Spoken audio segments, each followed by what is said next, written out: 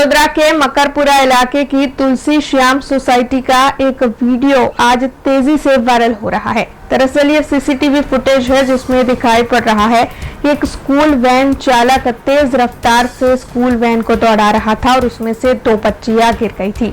इस सीसीटीवी के वायरल होने के बाद पुलिस विभाग हरकत में आया और पुलिस ने 2 आरोपियों के खिलाफ शिकायत दर्ज की। आपको बता दें, स्कूल वैन चलाने वाला ड्राइवर, उसके पास लर्निंग लाइसेंस ही है, ऐसी जानकारी सामने आई है। तो वहीं गाड़ी का मालिक जिग्नेश जोशी नाम का शख्स है।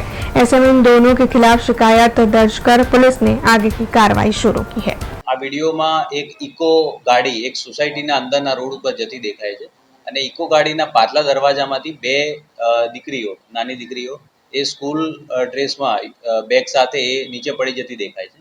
તો આ વાયરલ વિડીયોની તપાસ કરતા આ વિડીયો જે છે એ મકરપુરા પોલીસ સ્ટેશનના તરસાલી રોડ ઉપર આવેલ તુલસીશ્યામ સોસાયટીનો હોવાનું જાણવા મળેલ છે અને આ વિડીયો 19/6/2024 2 દિવસ પહેલાનો આ વિડીયો છે। બપોરે 11:47 આ વિડીયો છે।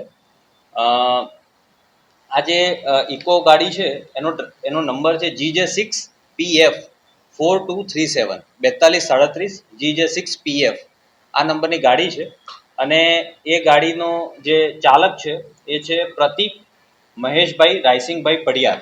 23 વર્ષની એની ઉંમર છે અને તરસાલી વુડાના મકાનમાં રહે છે। એ વ્યક્તિ આ રીતે સ્કૂલ વાન ચલાવે છે। એની પાસે લર્નિંગ લાઇસન્સ છે, એની પાસે પાકું લાઇસન્સ છે નહીં અને ગાડીનો માલિક જે છે એ જોશી જિગ્નેશ કુમાર હરિપ્રસાદ મુનિયાશંકર અને એ પણ સોમા તળાવ 4 રસ્તા વડોદરાના રહેવાસી છે। તો આમના વિરુદ્ધ હાલ ફરિયાદ ડ્રાફ્ટ કરવાનું ચાલુ છે। IPC કલમ 279 અને 336 અને MV એક્ટની સંબંધિત કલમો જે છે એના મુજબ गुनो नोंधवानी कार्यवाही चालू है। हमसे जुड़े रहने के लिए हमारे YouTube चैनल को सब्सक्राइब करें और नई वीडियो की नोटिफिकेशन के लिए बेल आइकॉन को दबाएं।